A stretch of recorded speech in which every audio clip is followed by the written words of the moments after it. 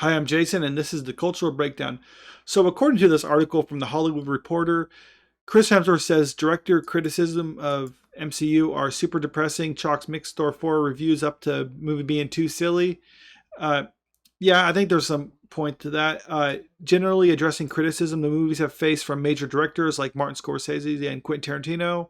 Hemsworth expressed disappointment over their comments. That's super depressing when I hear that, Hemsworth told the magazine. There goes two of my heroes I won't work with. I guess they're not a fan of me. And what he's talking about exactly is something in the past. Martin Scorsese said that comic book movies aren't real cinema, and then Quentin Tarantino said that the people in them aren't the stars. He said Chris Evans isn't the star.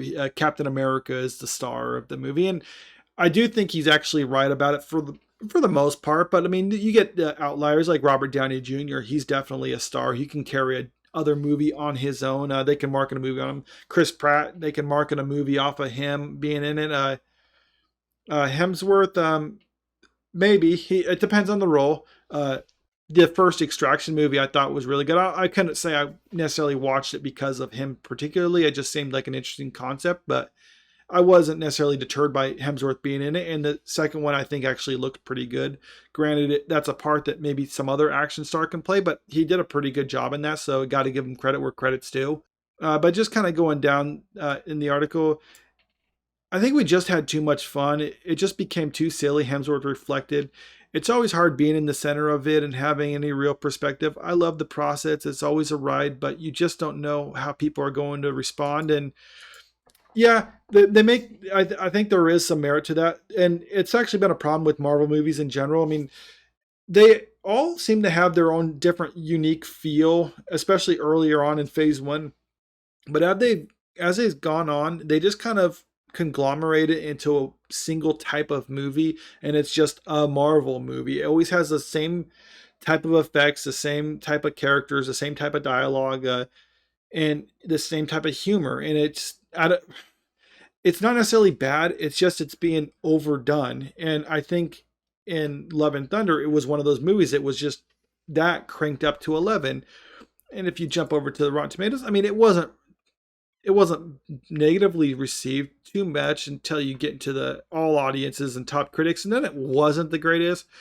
But I mean, at the same time, it did. I mean, what was the budget? It was like a 150 $200 million budget, something. I can't remember exactly, but I mean, it made pretty decent money worldwide. At least it wasn't a huge hit for the studio, but I mean, it still made like probably a couple hundred million. But still, I mean, they're probably disappointed a little bit, and I'm sure he's disappointed to an extent too that his movies aren't doing as great as they used to.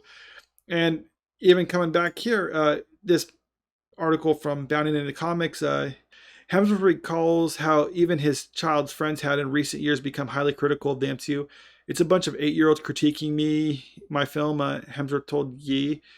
We thought this one had too much humor. Yeah, so like you said, I mean, VFX weren't as good. And yeah, that really come relying too heavily on the VFX, and it's just becoming a junk food movie. It's nothing of substance. It's like throw a bunch of effects at people and hope that they're distracted, but it's really something they should improve on. Instead of having these movies that they're just putting out a couple movies a year that are like $200 million a piece, I think they should spend less money on smaller projects and have like a bunch of more of those sprinkled out somewhere throughout the year. You can't just do it by having like these all or nothing movies where it's like a couple $100 million and that you need to be able to make like $600, $700, $800 million to break even.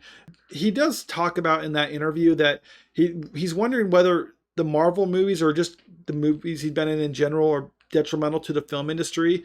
And I think in that sense, it is detrimental. I mean, it does push certain things, like especially with effects and whatnot, but they need to take a step back from that and try to bring what they've learned with that to the smaller scale into other movies and see where they can go from there. But that's just what I think. Let me know what you think in the comments. Make sure to share the video, hit that like button, and to subscribe to the channel if you want to see more. Thank you.